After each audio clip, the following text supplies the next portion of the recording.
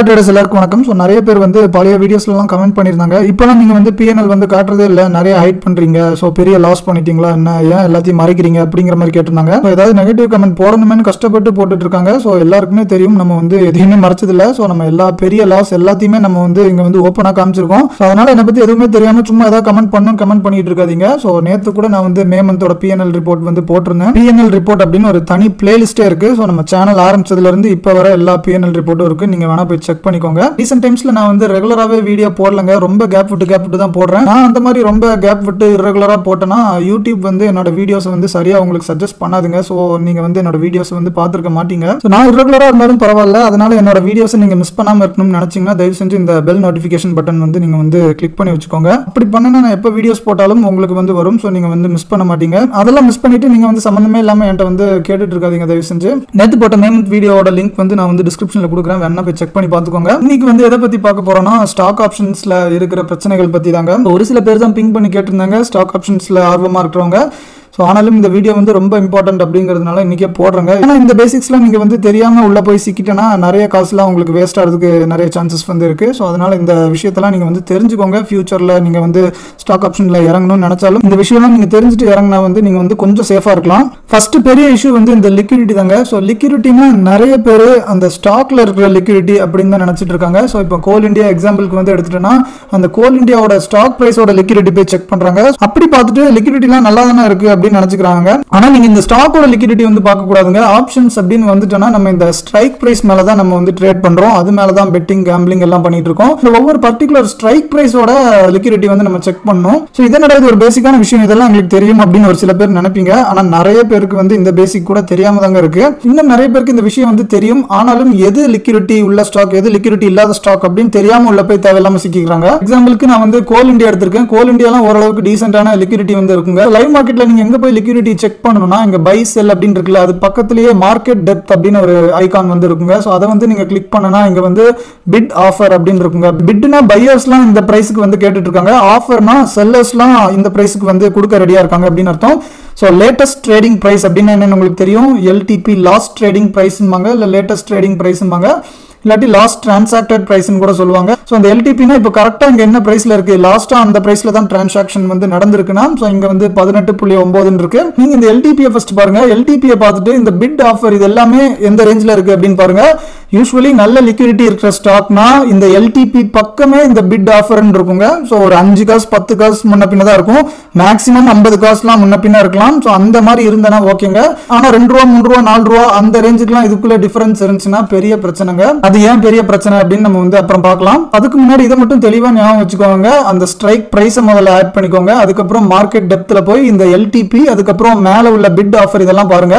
So அந்த இதில் எத்தனை பேர் வந்து ஆர்டர்ஸ் போட்டிருக்காங்க அப்படின்னு பாருங்க. ஸோ நல்ல லிக்விடிட்டி இருக்கிற ஸ்டாக்ல கூட பெரிய பல்கா 100 200 ஆர்டர்ஸ்லாம் இருக்காதுங்க, ஓரளவுக்கு தான் இருக்கும். ஆனா சும்மா ஜஸ்ட் இதை ஓபன் பண்ணி மட்டும் பாருங்க, நிறைய ஆர்டர்ஸ் வந்து அப்படியே மாறிக்கிட்டே இருக்கா. அந்த டிரான்சாக்ஷன் வந்து டக்குன்னு ஒரு 2-3 செகண்டுக்குள்ள 4-5 செகண்ட்குள்ளேயாவது பிரைசஸ்லாம் சேஞ்ச் ஆகிட்டே இருக்கா அப்படின்னு பாருங்க. லிக்விடிட்டி வந்து நல்லா இல்லைன்னா இந்த டிஃபரன்ஸ்லாம் ரொம்ப கூட இருக்கும். அது போக இந்த பிரைஸ் வந்து மாறுறது வந்து ரொம்ப லேட் ஆகும், 2 நிமிஷம் 3 நிமிஷம் அந்த மாதிரிலாம் கூட டைம் எடுக்கும். ஏன்னா ஒரு டிரான்சாக்ஷன் வந்து பையர்ஸ் அண்ட் செல்லர்ஸ் 2 பேரும் இறங்கி வந்து ஒரு பிரைஸுக்கு அவங்க ஓகே சொல்லி அதை டிரான்சாக்ஷன் பண்ணாதான் அந்த எல்டிபி வந்து நெக்ஸ்ட் அப்டேட் ஆகும். அப்படி 2 பேர் இறங்கி வந்து ஒரு கரெக்டான அமௌண்ட் வந்து அவங்க ஃபிக்ஸ் ஆகிறதுக்கு டைம் எடுத்தனா அதனால தாங்க அந்த எல்டிபி வந்து ரிஃப்ளெக்ட் ஆகிறதுக்கு லேட் ஆகும். அதனால இது வந்து ரொம்ப டைம் எடுக்க கூடாது. இந்த எல்டிபி வந்து ஒரு 5 செகண்ட் 10 செகண்ட்குள்ள ஒன்ஸ் அது டக்குன்னு மாறுதான் பாருங்க. இந்த பிரைசஸ்லாம் பக்கத்துல இருக்கான்னு பாருங்க, பெரிய டிஃபரன்ஸ் வந்து இருக்க கூடாது. 200 ஸ்டாக்ஸ் பக்கம் எஃப்என்ஓல வந்து இருக்குன்னு நினைக்கிறேன். முந்தி எவ்வளவு இருந்துச்சு, இப்போ எக்ஸ்ட்ரா வந்து எவ்வளவு வந்திருக்குன்னு தெரியல. முந்தி நான் கடைசியா பாக்குறப்ப 200 பக்கம் இருந்துச்சு. ஆனா என்னோட எக்ஸ்பீரியன்ஸ்ல அந்த மொத்த லிஸ்ட்லயும் ஒரு 30 to 40 ஸ்டாக்ஸ் தாங்க பயங்கர லிக்விடிட்டி வந்து இருக்கும். அதை தாண்டி இன்னும் ஒரு நெக்ஸ்ட் ஒரு 30 to 40 வந்து பார்த்துக்கிட்டீங்கன்னா அதுல வந்து ஓரளவுக்கு வந்து லிக்விடிட்டி இருக்கும். ஸோ அதை தாண்டி இன்னும் ஒரு 120 130 ஸ்டாக் பக்கம் சுத்தமா லிக்விடிட்டியே இருக்காது. ஆனால் அதுல நல்ல நல்ல ஸ்டாக்ஸ்லாம் நிறைய இருக்கும். நல்ல ஸ்டாக்ஸ் இந்த சென்ஸ் அது வந்து ஒரு சூப்பரான கம்பெனியா இருக்கும், ஃபேமஸான கம்பெனியா இருக்கும். ஆனா அதுக்குன்னு அங்க வந்து நல்ல லிக்விடிட்டி இருக்கும் அப்படின்னு நினைச்சுக்காதீங்க. எக்ஸாம்பிளுக்கு பேட்டான்னு நினைக்கிறேன். ஸோ பேட்டா இப்போ எப்படி இருக்குன்னு தெரியல, நான் 1 இயர் முன்னாடி வந்து பார்த்திருந்தேன். அப்போ அதுல வந்து சுத்தமா லிக்விடிட்டியே இல்லை. பேட்டா எவ்வளவு பெரிய ரெப்யூட்டடான கம்பெனி நம்ம எல்லாத்துக்குமே தெரியும். ஸோ இந்த மாதிரி நல்ல ஃபேமஸான கம்பெனியா இருந்துட்டா கண்டிப்பா லிக்விடிட்டி இருக்கும் அப்படின்னு நினைச்சுக்காதீங்க. அந்த மாதிரி நீங்களும் அசியூம் பண்ணக்கூடாது அப்படிங்கறதுனால தான் இந்த மார்க்கெட் டெப்த் போய் நீங்க வந்து செக் பண்ணணும் அப்படின்னு சொல்றேன். நல்ல லிக்விடிட்டி இருக்கிற ஸ்டாக்கா இருந்தா கூட ரவுண்ட் நம்பர்ஸ்ல நீங்க வந்து ஸ்ட்ரைக் பிரைஸ் வந்து எடுக்கிறது வந்து நல்லது. ஸோ இந்த 495 அந்த 485 இந்த மாதிரிலாம் பார்க்கறத விட அந்த 500 450 480 இந்த மாதிரி ரவுண்ட் நம்பர்ஸ்லாம் இன்னும் நல்ல லிக்விடிட்டி வந்து இருக்கும். ஸோ அதனால நீங்க இப்போ கோல் இந்தியா நல்ல லிக்விடிட்டி இருக்க ஸ்டாக் தானே, ஸோ எங்க வேணாலும் போய் எடுக்கலாம் அப்படின்னு சொல்லி பிளைண்டா போய் எடுக்காதீங்க. ஸோ ரவுண்ட் நம்பர் வந்து எடுக்கவே முடியல, இப்போ என்னோட ஸ்ட்ராட்டஜிக்கும் என்னோட கேபிட்டலுக்கும் நான் வந்து 475 தான் எடுக்கணும் அப்படிங்கிற ஒரு சிச்சுவேஷன்ல வேணா நீங்க வந்து 475 வந்து எடுங்க. ஆனா அப்படின்னு இல்ல, லைட்டா முன்ன பின்ன மாத்திரம்னா கூட மாத்திக்கலாம் அப்படிங்கிற மாதிரி இருந்துச்சுன்னா தயவு செஞ்சு ரவுண்ட் நம்பராகவே நீங்க வந்து ட்ரை பண்ணுங்க. ஏன்னா நல்ல ஒரு லிக்விடான ஸ்டாக்கா இருந்தா கூட இந்த 495ல ஒரு 100 பேர் வந்து ஆக்டிவா ட்ரேட் பண்றாங்கன்னா இந்த 500ல ஒரு 200-300 பேராவது ஆக்டிவா இருப்பாங்க கண்டிப்பா. அதனால முடிஞ்ச அளவுக்கு ரவுண்ட் நம்பர்ஸ் வந்து சூஸ் பண்றது வந்து நல்லது. இன்னொரு முக்கியமான விஷயங்க, ஸோ இதுதான் நிறைய பேருக்கு வந்து தெரியல, டெம்ட் ஆகி இந்த மாதிரி சின்ன சின்ன ஸ்டாக்ஸ்லாம் நிறைய ட்ரை பண்ணுவாங்க. அதுக்கு வந்து நான் எக்ஸாம்பிளுக்கு பிஎன்பி, கனரா பேங்க், ரெக் லிமிடெட், அப்புறம் பிஎஃப்சி எல்லாம் எடுத்து வச்சிருக்கேன். இந்த ரெக் லிமிடெடும் பிஎஃப்சியும் மக்கள் வந்து முரட்டுத்தனமான ஃபோமோல வந்து இருக்காங்க. ஸோ கடந்த சில மாதங்களா அது வந்து எந்த அளவுக்கு ஏறிச்சுன்னு உங்க எல்லாத்துக்குமே தெரியும். ஸோ சார்ட் வேணா காட்டுறேன் பாருங்க, 100 ரூபா பக்கத்துல இருந்தது இப்போ வந்து 500 ரூபா பக்கம் ஆயிடுச்சு. ஆர்இசி மட்டும் இல்லைங்க, பிஎஃப்சி ஆர்இசி ரெண்டுமே ஒரே மாதிரி மூவ் ஆகுதுங்க. ஸோ அதுவும் 100 ரூபா பக்கம் தான் இருந்துச்சு போன வருஷம் இந்த டைம்லலாம். ஸோ இப்போ பாருங்க 500 ரூபா பக்கம் இருந்துச்சு. கடந்த ஒரு வருஷத்துல 5 டைம்ஸ் வந்து ஏறிடுச்சு. ஸோ இன்னும் நல்லா ஏறிட்டு போயிட்டே தாங்க இருக்கு. லைட்டா டிப் வந்தாலே மக்கள் வந்து முரட்டுத்தனமா வந்து ஃபோமோல வந்து என்டர் ஆறாங்க. ஸோ இதுல நான் ஸ்டாக் ஆப்ஷன்ஸ்லாம் செக் பண்ணேன், கொஞ்சம் டீசெண்டா லிக்விடிட்டி வந்து இருக்கு. ஸோ ஆனாலும் என்ன ஒரு பிரச்சனைனா ஸ்லிப்பேஜஸ் வந்து அதிகமா இருக்க சான்சஸ் வந்து இருக்கு. ஸோ இங்க வந்து நீங்க இந்த லாட் சைஸை பார்த்தனா தெரியும், 2000 இருக்கு. 2000 இருந்தாலும் கூட ஓகே. இந்த பிஎஃப்சிலாம் பாருங்க 3875 வந்து இருக்குங்க. ஸோ இதை கூட விடுங்க. இந்த பிஎன்பி, கனரா பேங்க்லாம் காட்டுறேன் பாருங்க. பிஎன்பிக்கு பாருங்க 8000 வந்து இருக்கு. கனரா பேங்க் வந்து பார்க்கலாம், இங்க பாருங்க 7000 பக்கம் இருக்கு. இந்த மாதிரி லாட் சைஸ் வந்து ரொம்ப பெருசா இருந்துச்சுன்னா என்ன பிரச்சனைனா ஸ்லிப்பேஜஸ் வந்து அதிகமா இருக்கும். ஏன்னா ஒரு 10 காசு வந்து டிஃபரன்ஸ் வந்தா கூட 800 ருபீஸ் போயிருங்க. அதாவது பிஎன்பில இந்த பிட் அண்ட் ஆஃபர் வந்து இருக்குல்ல, ஸோ இதுல வந்து ஒருத்தன் 10 ரூபாய்க்கு தான் செல் பண்ணுவேன் அப்படின்ட்டு இருப்பான், இன்னொருத்தன் வந்து 9.8க்கு தான் வாங்குவேன் அப்படின்னு சண்டை போட்டு இருக்கான்னு வைங்களேன். கடைசி யாராவது ஒருத்தர் வந்து இறங்கி வந்து டிரான்சாக்ஷன் வந்து நடத்தி தான் ஆகணும். ஸோ அந்த மாதிரி பண்றப்ப ஒரு 10 காசு டிஃபரன்ஸ் வந்தா கூட 800 ருபீஸ் வந்து போகுங்க. ஸோ 10 காசுங்கிறது சும்மா ஒரு எக்ஸாம்பிளுக்கு வந்து நான் உங்களுக்கு சொல்றேங்க. ஆனால் 10 காசுலாம் பை டிஃபால்ட்டா கண்டிப்பா வரும் எப்பவுமே ஸ்லிப்பேஜ். மினிமம் 20-30 பைஸ் டு 50 பைஸ்லாம் ரொம்ப பை டிஃபால்ட்டா வரும் நிறைய இடத்துல. ஸோ அந்த மாதிரி நேரத்தில் இந்த இடத்துல ஒரு 50 பைஸ் வந்து ஸ்லிப்பேஜ் வருதுன்னு நினைச்சுக்கோங்க. ஸோ அப்போ வந்து 8000ல பாதிங்க 4000 ரூபா வந்து போயிடும். ஸோ இப்போலாம் ஸ்டாக் ஆப்ஷன் செல்லிங் பண்றவங்களாம் கொஞ்சம் கொஞ்சமா இம்ப்ரூவ் ஆயிட்டு இருக்காங்க. ஸோ எல்லாருமே கண்டிப்பா ஹெட்ஜோட தான் இறங்குறாங்க. ஹெட்ஜ் இல்லாம பண்றதுலாம் ரொம்ப ரேர் தான். ஏன்னா எல்லாருக்குமே இந்த டைம்ல வந்து தெரிஞ்சிருக்கும் ஹெட்ஜ் வந்து எவ்வளவு இம்பார்ட்டன்ட்னு. ஸோ மோஸ்ட்லி எல்லாருமே ஹெட்ஜில் தான் போறாங்க. ஸோ அப்படி பண்ணும்போது கூட சில ப்ராப்ளம்ஸ் வந்து இருக்குங்க.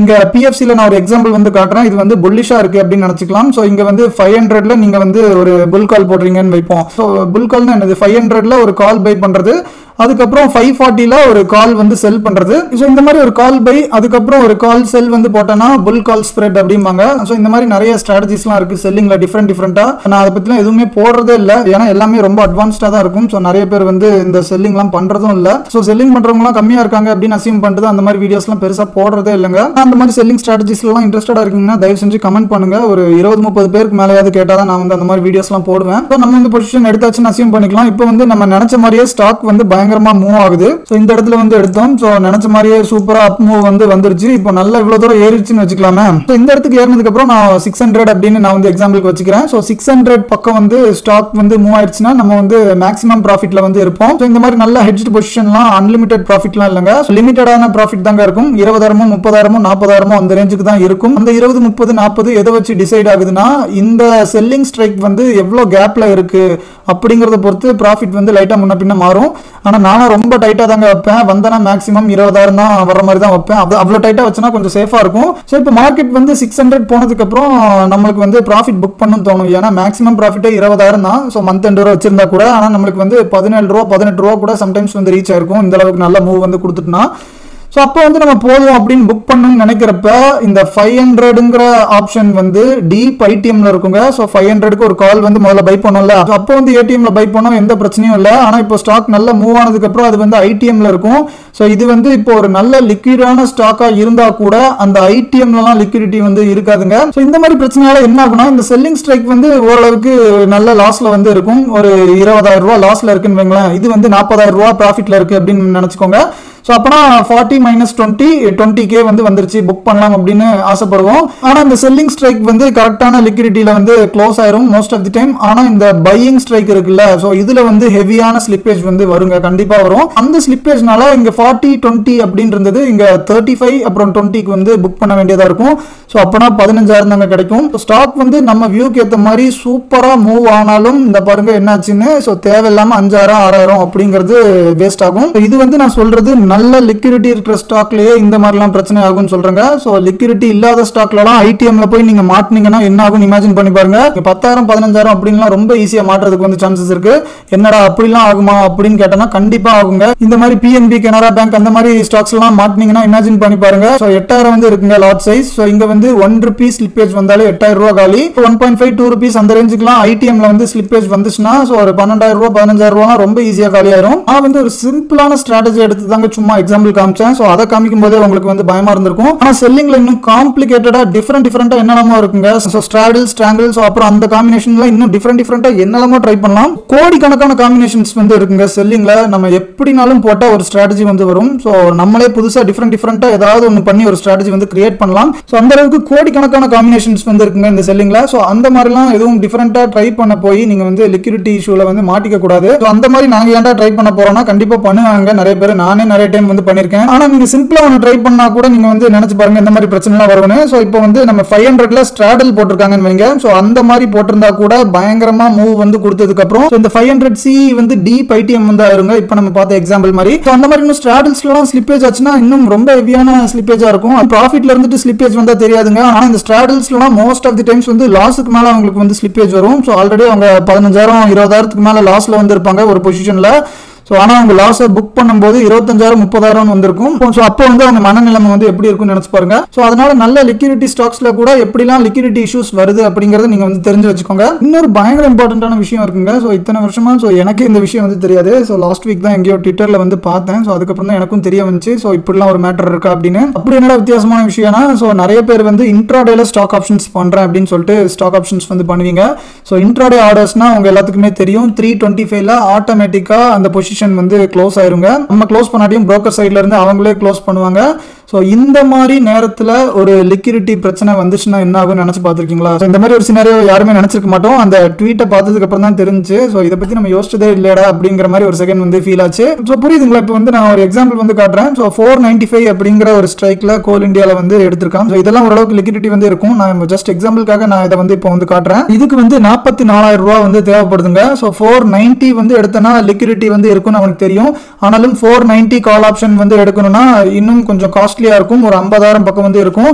ஆனா இது வந்து 44,000க்கு வந்து கிடைக்குது. என்னோட கேபிட்டலும் கரெக்டா அவ்வளவுதான் இருக்கு அப்படின்னு சொல்லிட்டு நான் வந்து 495 வந்து இன்ட்ராடே ஆர்டர் வந்து போட்டுக்கிறேன் அப்படின்னு இமேஜின் பண்ணலாம். ஸோ இந்த மாதிரி சிச்சுவேஷன்ல 325க்கு இந்த ஸ்ட்ரைக்ல வந்து சுத்தமா லிக்விடிட்டியே இல்லைன்னா எப்படி க்ளோஸ் பண்ணுவாங்க? ஸோ புரோக்கரே அவங்க எண்ட்ல இருந்து க்ளோஸ் பண்ணணும்னா கூட ஆப்போசிட் சைட்ல ஒரு செல்லரோ பையரோ இருந்தால் தான் க்ளோஸ் பண்ண முடியும். ஆனா அந்த ஸ்ட்ரைக்ல லிக்விடிட்டியே இல்ல. அப்புறம் எப்படி புரோக்கரே ஆட்டோமேட்டிக்கா அதை வந்து க்ளோஸ் பண்ணுவாங்க அப்படின்னு யோசிச்சு பாருங்க. ஸோ அவங்களால பண்ணவே முடியாது. ஸோ அந்த மாதிரி சிச்சுவேஷன்ல அவங்க வந்து இந்த இன்ட்ராடே ஆர்டர் க்ளோஸ் பண்ணாம இதை வந்து இவங்க கன்வெர்ட் பண்ணி விட்டுருவாங்க. ஓவர் நைட்டுக்கு அவங்களே கன்வெர்ட் பண்ணி விட்டுருவாங்க. ஆட்டோமேட்டிக்கா அது வந்து ஓவர் நைட் பொசிஷனா மாறி அது வந்து கேரி ஃபார்வர்ட் ஆயிரும். இந்த மாதிரி கேசஸ்ல நெக்ஸ்ட் டே வந்து பிக் கேப் அப்போ கேப் டவுன் ஆனா யோசிச்சு பாருங்க. ஸோ நீங்க வந்து ஓவர் நைட் பொசிஷனே வைக்க கூடாது. ஸோ அதெல்லாம் ரிஸ்க் அப்படின்னு நினைச்சிட்டு இன்ட்ராடேலேயே முடிக்கணும்னு நினைச்சுதான் பொசிஷன் எடுக்கிறீங்க. ஆனா இந்த மாதிரி லிக்விடிட்டி இல்லாத இஷ்யூனால 3:30க்கு அந்த இன்ட்ராடே ஆர்டர் வந்து ஓவர் நைட்டா கன்வெர்ட் ஆகி அதுக்கப்புறம் நெக்ஸ்ட் வந்து இந்த மாதிரி ஒரு டிசாஸ்டர் வந்து நடந்துச்சுன்னா எவ்வளவு ஹர்ட்டிங்கா இருக்கும். இப்படிலாம் கூட இஷ்யூஸ் வந்து வருங்க கண்டிப்பா நம்ம தலையில எழுதியிருந்தா. இன்னும் ஒரு ரொம்ப ரொம்ப ரொம்ப இம்பார்ட்டன்டான விஷயம் 95% ஆஃப் த பீப்புளுக்கு இன்னும் தெரியாத விஷயம் தாங்க இப்போ வந்து சொல்ல போறேன். ஸோ அதனால நீட்டா கவனிங்க. நான் வந்து இது என்னோட பர்சனல் எக்ஸாம்பிள் வச்சு நான் வந்து கதை சொல்றேன். ஸோ கோல் இந்தியாவில் வந்து நான் வந்து பொசிஷன் எடுத்திருந்தேன். ஸோ நேற்று நம்ம பிஎன்எல் வீடியோவில் வந்து நான் மென்ஷன் பண்ணியிருந்தேன் இந்த ஸ்டாக்னால பெரிய லாஸ் வந்து ஆயிடுச்சுன்னு. 60K வந்து லாஸ் ஆயிடுச்சுங்க. ஸோ இதில் வந்து நான் பயங்கர புல்லிஷாக இருந்தேன். ஸ்டூடெண்ட்ஸ் கிட்ட கூட ரொம்ப நாளாக சொல்லிட்டே இருந்தேன் இந்த ட்ரெண்ட் லைன்லேருந்து பவுன்ஸ் ஆகிட்டே இருக்கு. மெட்டல் மேலே ஆல்ரெடி நான் வந்து புல்லிஷாக இருக்கேன். ப்ளஸ் கோல் இந்தியா வந்து மெட்டல் ஸ்டாக்ஸ் கடையில் தான் வருது. அதனால கண்டிப்பாக நல்ல புல்லிஷாக தான் இருக்கும் அப்படிங்கிற மாதிரி நான் வந்து சொல்லியிருந்தேன். ஸோ இந்த இடம் பக்கம் தாங்க நான் வந்து ட்ரேட் எடுத்தேன். ஃபியூச்சர்ஸ் பொசிஷன் வேற. ஃபியூச்சர்ஸ் கூட ஒரு புட் பையிங்கும் சேர்ந்து ஹெஜ்டான பொசிஷன் தான் எடுத்திருந்தேன். ஸோ எடுத்த அன்னைக்கே பயங்கரமான ஒரு அப் மூவ் வந்து வந்துச்சு. ஸோ சூப்பரான ப்ராஃபிட்ல இருந்துச்சு. ஆனால் ஃபியூச்சர் பொசிஷன்ங்கிறதுனால அது வந்து அன்லிமிட்டட் ப்ராஃபிட்டுங்கிறதுனால கொஞ்ச நாள் விட்டு பார்க்கலாம். சூப்பராக மேலே போகும். மந்த் எண்ட் வர டைம் இருக்கு. 2 நாள் தான் ஆச்சு மந்த் வந்து ஸ்டார்ட் ஆகி. ஸோ மொதல் நாளே நல்ல ப்ராஃபிட் இருக்கு. ஸோ போக போக பயங்கரமாக இருக்கும் அப்படின்னு நினச்சி விட்டுருந்தேன். ஆனால் அதுக்கப்புறம் அடுத்த நாளே பாருங்க என்ன இருக்குன்னு. ஸோ ஃபுல்லா மார்க்கெட் வந்து விழுந்துட்டே இருந்துச்சு. நிஃப்டியும் ஃபால் ஆனதுல இருந்து இதுவும் பயங்கரமா ஃபால் ஆக ஆரம்பிச்சிருச்சு. 15,000 20,000 ப்ராஃபிட்ல இருக்கிற பொசிஷன் வந்து 2-3 நாள்லயே பயங்கரமா நெகட்டிவ்ல போனா எப்படி இருக்கும்னு இமேஜின் பண்ணி பாருங்க. அதுக்கப்புறம் கடைசியா May 13 அன்னைக்கு இந்த ட்ரெண்ட் லைனே பிரேக் ஆகிற மாதிரி பயங்கரமா ஒரு சம்பவம் வந்து பண்ணிருச்சு. நிஃப்டியும் அன்னைக்கு வந்து ஓவரா விழுந்தான். ஸோ விழுந்துட்டு இருந்ததை பார்த்து பெரிய கிராஷ் தான் வரப்போகுதுன்னு ரொம்ப பயந்துட்டேன். ஸோ இதுவும் அந்த ட்ரெண்ட் லைன் வந்து எவ்வளவு தூரம் பிரேக் ஆச்சுன்னு பாருங்க. ஸோ கண்டிப்பா ஒரு பிரேக் டவுனே ஆக போகுது. ஸோ நாளிலிருந்து ஃபுல்லா கிராஷ் ஆக போகுதுன்னு நினைச்சு பயந்து பயங்கரமா அட்ஜஸ்ட்மெண்ட்ஸ்லாம் ஸ்டார்ட் பண்ணிட்டேன். இதுல ஸோ ஆப்போசிட் சைட்ஸ்லாம் எக்ஸ்ட்ரா நிறைய கால்ஸ்லாம் செல் பண்ணிட்டாங்க. ஸோ அப்படி பண்ணனா என்ன ஆகும்னா, ஸோ கீழே அப்படியே போனா மேக்ஸிமம் ஒரு 35,000 40,000 லாஸ் இருக்குன்னு வைங்களேன். இந்த மாதிரி ஆப்போசிட் சைட்ஸ்ல நான் எக்ஸ்ட்ரா பிரீமியம்ஸ்லாம் கலெக்ட் பண்ணதுனால ஸோ அந்த 40,000ங்கிறது வெறும் ஒரு 10,000 5,000 அந்த ரேஞ்சுக்கு வந்து வந்துடும். ஸோ இன்னும் ஓவரா கால்ஸ் வந்து செல் பண்ணனா ப்ராஃபிட்ல கூட வரும். கீழே ஃபுல்லா விழுந்தனா அந்த மாதிரி கொஞ்சம் நிறைய கால்ஸ் வந்து செல் பண்ணிட்டாங்க. ஸோ அதுக்கு அடுத்த நாள்ல இருந்து பாருங்க திருப்பி சடனா பயங்கரமா ரைஸ் ஆயிடுச்சு. ஸோ பல டைம் வந்து இந்த மாதிரி தாங்க ஆகி நம்மளை சாவடிக்கும். ஸோ அட்ஜஸ்ட்மெண்ட்ஸ் வந்து எப்போ கரெக்டா ஸ்டார்ட் பண்ணணும் அப்படிங்கிறதுல ஏகப்பட்ட கன்ஃபியூஷன்ஸ் வந்து வரும். நீங்க ரொம்ப பொறுமையா யோசிச்சு இதுக்காக நீங்க டிஃப்ரெண்டா ரூல்ஸ்லாம் செட் பண்ணி கரெக்டா அதை சூப்பரா ஃபாலோ பண்ணி நீங்க ஒரு அட்ஜஸ்ட்மெண்ட் வந்து எக்ஸிக்யூட் பண்ணா கூட 95% ஆஃப் த டைம்ஸ் வந்து அட்ஜஸ்ட்மெண்ட்ஸ் வந்து பண்ணதுக்கு அப்புறம் ஏன்டா பண்ணோங்கிற மாதிரி அது வந்து ஃபீல் பண்ண வைக்கும். ஏன்னா அத்தனை டைம் அட்ஜஸ்ட்மெண்ட் வந்து பண்ணதுக்கு அப்புறம் அதுக்கப்புறம் நம்மளோட வியூல வந்து பயங்கரமா ஸ்பீடா மூவ் ஆகும். ஸோ 4 வருஷமா நான் பார்த்துட்டு இருக்கேன். 90% ஆஃப் த டைம்ஸ் வந்து இப்படிதான் ஆகுது. அதுக்கு தான் ரொம்ப அக்ரெசிவாகவும் அட்ஜஸ்ட்மெண்ட் வந்து பண்ணக்கூடாது. ஸோ நான் ஓரளவுக்கு பயங்கர அக்ரெசிவாவே அட்ஜஸ்ட் பண்ணிட்டேன். அன்னைக்கு விழுந்ததை பார்த்து பயந்து சடனா திருப்பி ஏறினதுக்கு அப்புறம் இன்னும் கொஞ்சம் அட்ஜஸ்ட் பண்ணலாம் அப்படின்னு சொல்லி எக்ஸ்ட்ரா புட்ஸ்லாம் செல் பண்ணி ரொம்ப டிஃபரெண்டான ஒரு பொசிஷன் வந்து கொண்டு வந்திருந்தேன். ஸோ அதை பத்திலாம் நான் உள்ள இன்டெப்தா போனா உங்க யாருக்கும் ஒண்ணுமே புரியாது. அப்படிப்பட்ட ஒரு பொசிஷன் அது. ஸோ அதெல்லாம் தயவு செஞ்சு நீங்க ட்ரை பண்ணாதீங்க. ஸோ பண்ணணும்னு நினைச்சாலும் முடியாது. அதுக்கெல்லாம் நிறைய கேபிட்டல் வந்து தேவைப்படுங்க. நான் பண்ற அட்ஜஸ்ட்மெண்ட்ஸ்லாம் அந்த மாதிரி பயங்கரமா அட்ஜஸ்ட் பண்ணி பொசிஷனை வந்து எப்படி கொண்டு வந்துட்டேன்னா, மந்த் எண்ட் வந்து இந்த 450 இந்த ரேஞ்சில இருந்து 500 இருந்தனா எனக்கு ப்ராஃபிட் அப்படிங்கிற மாதிரி ஒரு பொசிஷன் வந்து கொண்டு வந்துட்டேன். அது வந்து இந்த ஸ்டேஜ்ல தாங்க அப்படிலாம் நான் வந்து பண்ணி வச்சிருந்தேன். ஸோ அதுக்கப்புறம் லைட்டா கொஞ்சம் ஏறினா கூட 500 வந்து மேக்ஸிமம் தாண்டாது இந்த மந்த் எண்டுங்கிறது எனக்கு வந்து 200% வந்து தெரியும். ஏன்னா 500ல நிறைய ஓப்பன் இன்ட்ரெஸ்ட் இருந்துச்சு. ஸோ கண்டிப்பா 500லாம் தாண்டாது அப்படிங்கிறது நம்மளுக்கு நல்லாவே தெரியும். இந்த மாதிரி அட்ஜஸ்ட்மெண்ட்ஸ் வந்து பண்ணதுனால எனக்கு என்ன அட்வான்டேஜ் அப்படின்னு நீங்க நினைச்சீங்கன்னா, ஸோ இந்த பொசிஷன் வந்து எனக்கு வந்து -35K 40K பக்கம் வந்து லாஸ்ல போயிருச்சுங்க. ஸோ அதுக்கப்புறம் நான் அட்ஜஸ்ட்மெண்ட்ஸ் வந்து பண்ணதுனால அது வந்து +40K பக்கம் வந்து வந்துருச்சு. நல்ல லாஸ்ல இருக்கிற பொசிஷனை சூப்பரான ப்ராஃபிட்டுக்கு வந்து எடுத்துட்டு வந்தேன். ஸோ ஆனா நம்ம வந்து பிரேக் ஈவனுக்கு வந்தாலே மூடிட்டு க்ளோஸ் பண்ணிட்டு போயிருந்துங்க. ஆனா அட்ஜஸ்ட்மெண்ட்ஸ் பண்ணதுக்கு அப்புறம் எப்பவுமே ஓரளவுக்கு ப்ராஃபிட்ல வரும். அந்த ஸ்டேஜ்ல நம்ம வந்து புக் பண்ணாம இன்னும் எக்ஸ்ட்ரா DKக்கு வெயிட் பண்ணனா கண்டிப்பா அடி வாங்குவோம். ஸோ அப்படி வெயிட் பண்ணி தாங்க இந்த ஒரு நல்ல ஹெவியான அடி வாங்கினேன். ஏன் புக் பண்ண தோணாதுன்னா, அது இன்னும் ஒரு 4-5 நாள் வச்சிருந்தா எனக்கு 2.5-3 லட்சம் பக்கம் வந்து ப்ராஃபிட் வந்து வரும். ஸோ சென்சிபிள்ல வந்து போட்டு பார்த்தோன்னா நம்மளுக்கு வந்து தெரியும். ஒரு 4-5 நாள் வச்சு பார்ப்போம். இந்த 40,000ங்கிறது ஒரு 70-80 பக்கம் வரதுக்குள்ள நம்ம வந்து க்ளோஸ் பண்ணிடலாம் அப்படிங்கிற மாதிரி தாங்க வச்சிருந்தேன். ஏன் அப்படி நினைச்சேன்னா, அந்த டைம் வந்து லாங் லீவ் வேற இருந்துச்சுங்க. சாட்டர்டே சண்டே மண்டே 3 நாள் வந்து லீவ் வந்து இருந்துச்சு. டியூஸ்டே தான் ஓப்பனிங் மார்க்கெட். அதனால 3 நாள் DK வந்து கிடைக்கும். நம்ம வந்து டியூஸ்டே க்ளோஸ் பண்ணிடலாம் ஓப்பனிங்ல அப்படிங்கிற மாதிரி நினைச்சிருந்தேன். டியூஸ்டே ஓப்பன் ஆகி பயங்கரமா ஏற ஆரம்பிச்சிருச்சுங்க கோல் இந்தியா. ஸோ 5% பக்கம் வந்து அன்னைக்கு வந்து மூவ் ஆயிருக்கு. அதனால 40,000 ப்ராஃபிட்ல இருந்த பொசிஷன் வந்து திருப்பியும் பயங்கரமா நெகட்டிவ்ல வந்து ப்ளீட் ஆக ஆரம்பிச்சிருச்சுங்க. நான் வந்து அப்பவே மூடிட்டு எப்படியாவது க்ளோஸ் பண்ணிருக்கணும். ஆனாலும் இன்னும் எக்ஸ்ட்ரா புட்ஸ் வந்து செல் பண்ணிட்டேங்க. அதுதான் நான் பண்ண பெரிய தப்பு. ஏன்னா இன்னும் எக்ஸ்ட்ரா புட்ஸ் வந்து செல் பண்ணனா என்னோட அப்சைட் பிரேக் ஈவன் வந்து கொஞ்சம் இம்ப்ரூவ் ஆகும். அந்த மாதிரி நான் வந்து அட்ஜஸ்ட் பண்ணி இந்த பிரேக் ஈவன் நல்லா கொஞ்சம் இம்ப்ரூவ் பண்ணிட்டேன். 510 515 வரை வந்துச்சுன்னு நினைக்கிறேன். ஸோ நம்ம வந்து தப்பிச்சிடலாம் அப்படின்னு நினைச்சிட்டு இருந்தேன். நல்ல ப்ராஃபிட்ல இருந்து லாஸுக்கு வந்து திருப்பி ப்ராஃபிட்டுக்கு வந்து திருப்பியும் பயங்கரமா லாஸுக்கு போய் கடைசி ஒரு 10,000க்கு வந்து க்ளோஸ் ஆச்சு. அதாவது நான் பொசிஷன் வந்து க்ளோஸ் பண்ணல.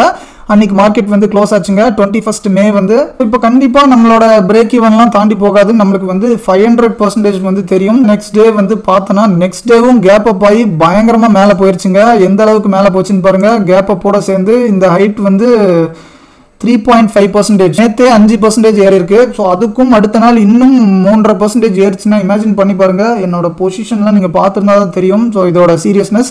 ஸோ அப்படிப்பட்ட ஒரு பொசிஷன் வந்து வச்சிருந்தேங்க. அதுக்கப்புறம் நான் 10,000ல ப்ராஃபிட்ல இருந்த பொசிஷனை வந்து 60,000ல வந்து லாஸ்ட்ல க்ளோஸ் பண்ணேன். ஸோ இந்த விஷயம் நீ எதுக்குடா சொல்லிட்டு இருக்கேன், மொக்கத்தனமா நீ என்னெல்லாமோ பண்ணி சொதப்புன. ஸோ இதுக்கும் ஸ்டாக் ஆப்ஷன்ஸ்ல உள்ள பிரச்சனைக்கும் என்ன சம்பந்தம் அப்படின்னு சில பேருக்கு புரியாம இருக்கலாம். ஸோ என்ன மேட்டர்னு சொல்ல வரேன் கேளுங்க.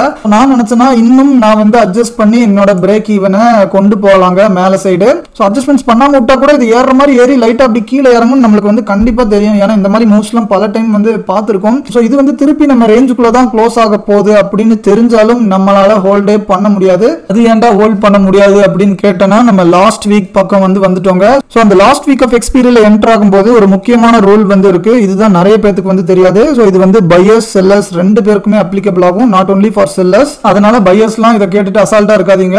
உங்களுக்கும் தாங்க இந்த ரூல் வந்து இருக்கு.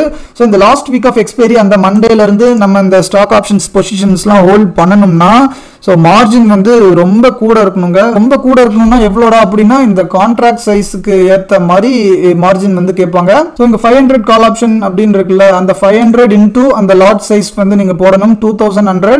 ஸோ அப்போனா ஆல்மோஸ்ட் 10 லட்சம் பக்கங்க. 10 லட்சம் வந்து மார்ஜின் வந்து எக்ஸ்ட்ரா கேட்பாங்க.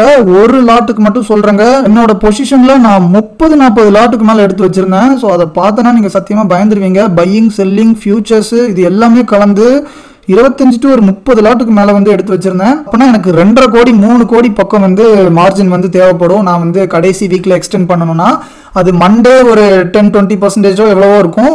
அப்புறம் டியூஸ்டே கொஞ்சம் பெர்சன்டேஜ் வந்து இன்க்ரீஸ் பண்ணுவாங்க, வெட்னஸ்டே இன்னும் இன்க்ரீஸ் பண்ணுவாங்க, தேர்ஸ்டே வந்து மொத்தமாக 2.5 கோடி கண்டிப்பாக வச்சிருக்கணும். அந்த மாதிரி ஒவ்வொரு நாளுக்கும் அந்த மார்ஜின் வந்து கொஞ்சம் கொஞ்சமாக பெர்சன்டேஜ் வைஸ் வந்து இன்க்ரீஸ் பண்ணிட்டு போவாங்க. அதனால கோடி கணக்கில் வச்சிருக்கிறவங்க மட்டும்தாங்க அந்த கடைசி நாள் வரை ஹோல்ட் பண்ண முடியும் பொசிஷனை. இந்த மாதிரி ரீசன்ஸ்னால நான் வந்து ஸ்டாக் ஆப்ஷன்ஸ் எப்பவுமே லாஸ்ட் வீக் வரை கொண்டே போக மாட்டேன். நான் வந்து கடைசிக்கு முந்தின வீக்கோட ஃப்ரைடே வந்து யூஸ்வலி க்ளோஸ் பண்ணிடுவேன். இந்த இதுக்காக பயந்து நான் வந்து அப்பவே நான் வந்து லாஸை புக் பண்ண வேண்டியதா போச்சுங்க. எப்படியும் திருப்பி நம்ம ரேஞ்சுக்குள்ள தான் இருக்கும்னு தெரிஞ்சும் நான் வந்து க்ளோஸ் பண்ண வேண்டியதா போச்சு. அன்னைக்கு வந்து வெட்னஸ்டே, இன்னும் 2 நாள் தாங்க டைம் இருக்கு. அதனால 2 நாளுக்குள்ள நான் இன்னும் எக்ஸ்ட்ரா அட்ஜஸ்ட்மெண்ட்ஸ்லாம் பண்ணி அதை ப்ராஃபிட்டுக்கு வந்து கொண்டு வரது வந்து ரொம்ப கஷ்டம். கண்டிப்பா மண்டே வரை ஹோல்ட் பண்ண வேண்டியதா சிச்சுவேஷன் வந்து ஆகும். ஸோ மண்டே வரை என்னால் ஹோல்டே பண்ண முடியாது. ஏன்னா ஆல்ரெடி 25-30 லாட் பக்கம் வந்து மொத்தமாக எடுத்து வச்சுட்டேன். ஸோ அதுக்குள்ள ஒரு 20% மார்ஜின் வந்து அவங்க மண்டே கேட்டால் கூட 60 லட்சம் பக்கம் வந்து என்கிட்ட வந்து எக்ஸ்ட்ரா மார்ஜின் வந்து இருக்கணும். ஸோ இந்த லாஸ்ட் வீக் மட்டும் ஏன் இப்படிலாம் எக்ஸ்ட்ரா மார்ஜின் கேட்குறாங்க அப்படிங்கிறதுக்கு இன்னும் ஒரு பெரிய ஸ்டோரி வந்து இருக்குங்க.